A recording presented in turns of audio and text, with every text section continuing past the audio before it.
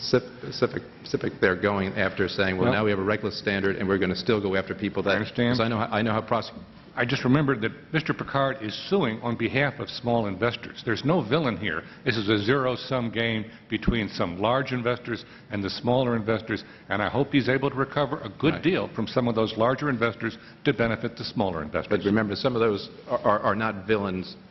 I would assume the vast majority of them are not villains either, right? They could have been reckless, however. They could have been reckless. But if they're not villains, then you have to make that case, and we don't want to have the other people be swept into that and incur the expense and aggravation. Right now, if you're simply negligent, you don't get the good faith defense. I agree with you on that. Questions, but thank you, Mr. Chair. Next here from gentleman from New York, Mr. Ackerman. Thank you, Mr. Chairman. We don't really know the full extent of the number of victims. What we do know is that the first victim was the public trust, the trust of people in their government, the trust of people in us, the trust in the system that we set up that they believed would protect them and had every reasonable right and expectation that it was going to. We know the number of claims that have been filed. We know the number of people who have been named.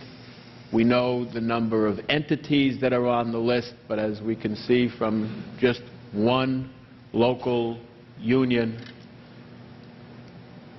that they are named as a victim, but a lot of these groups, organizations, trust funds, investment groups represent thousands and thousands and thousands and thousands of Americans, some of whom think they're very lucky because they have no stake or had no stake or investment in Madoff.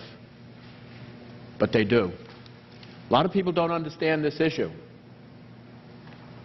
And they don't look sympathetically at the victims because these are people who they think had more money than they did, that didn't do due diligence, that were getting a high interest rate, and therefore they should have known better.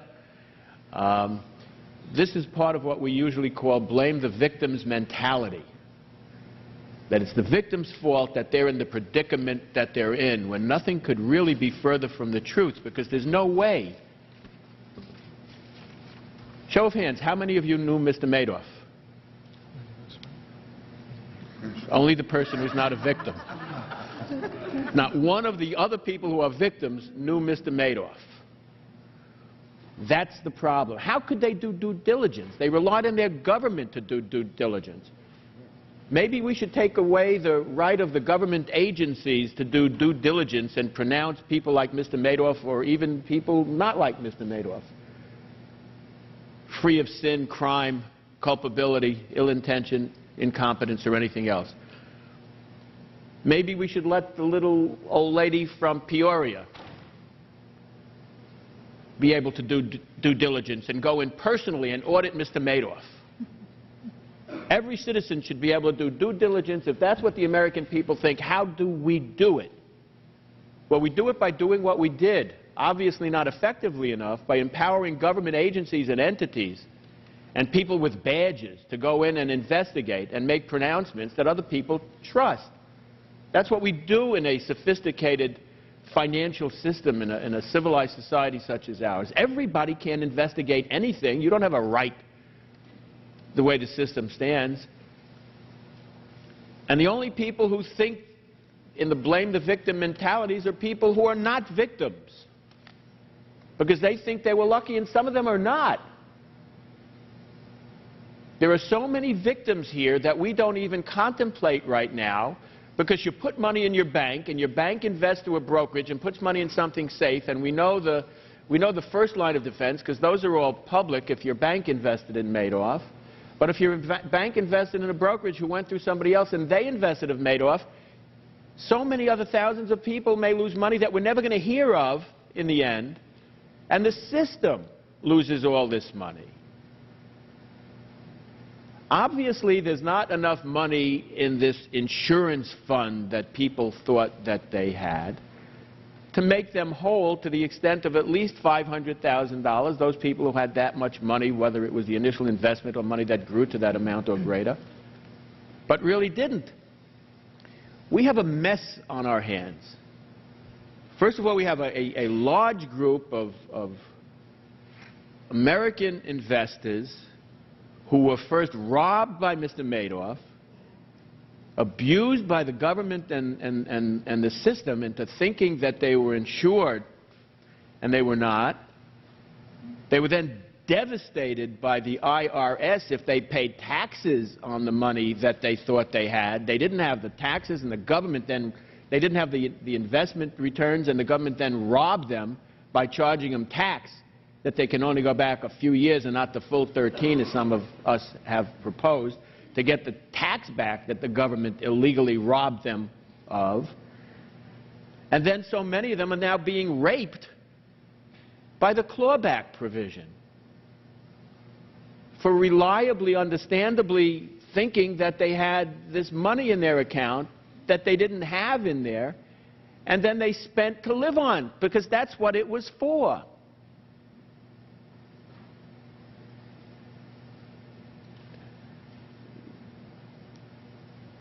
I've met people who have contempt for the victims because they should have known better. How?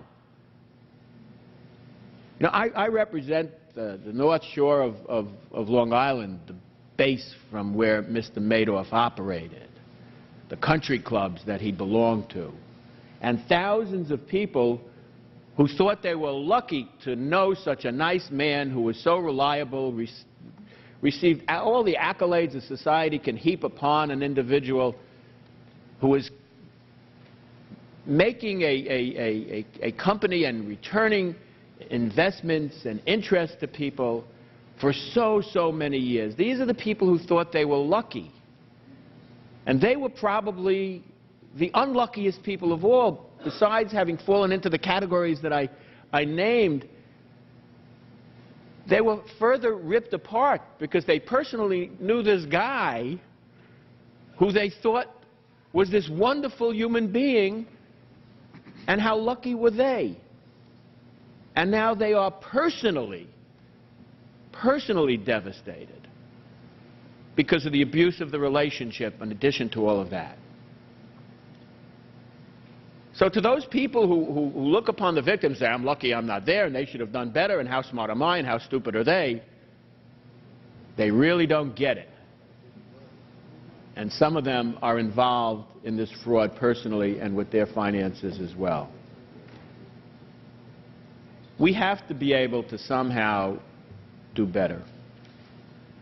I think it's interesting, and I see that my time has expired also, that so many of us have such strong opinions. Maybe that's because almost everybody on the panel, or most of us at this hearing today, have actually selected witnesses that, myself included, appear before us today, so that we understand who the victims really are. But keep in mind, what we have to do is try to fix the system so that it makes sense and brings the thing that I think we all know. We can't treat everybody equally. We've set people upon themselves against each other like a bunch of piranhas because of whether or not they needed to live off their interest or were able to continue working so they didn't need to live off the interest. Which group is luckier? It behooves us to figure it out.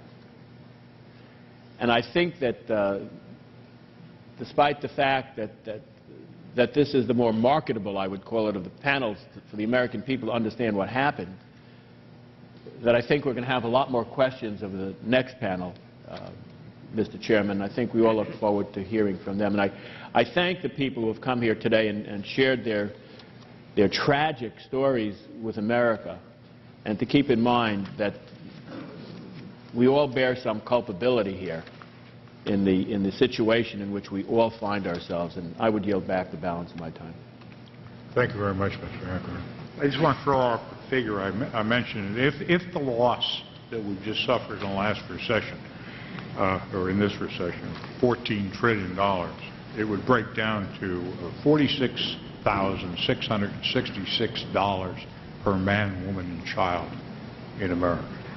And we bear in mind what that would mean if we try and make up for everybody's losses and everybody's failings that's been in the system. And that money was lost by a lot of people in a lot of different ways, some through fraud, some through error, some through bad judgment. So I just want to throw that out. Even if it's half that, it's $23,000 per man, woman, child. That's a lot of money. Let's see. Mr. King of New York. Thank you, Mr. Chairman. Again, I want to thank the witnesses. Professor Coffey, I don't want to relive the anxiety of being back in a law school class and debating with the professor, so I'll ask my questions in a very respectful way. But I do have questions for you and for Mr. Chaitman primarily. I agree with the overriding principles that you were enunciating, but we also have competing principles. To me, one of the main purposes of SIPC is to maintain consumer confidence, to encourage people to invest, to give them at least some reasonable assurance that if they invest in good faith, if they do use reasonable diligence, that their investment will be protected. If this stock collapses, that's part of the game. You lose. Now, I look at the SIPC website. It says the SIPC mission. When a brokerage firm is closed due to bankruptcy or other financial difficulties and customer assets are missing, SIPC steps in as quickly as possible within certain limits, works to return customers' cash, etc. Without SIPC, investors of financially troubled brokerage firms might lose their securities or money forever or wait for years while their assets are tied up in court.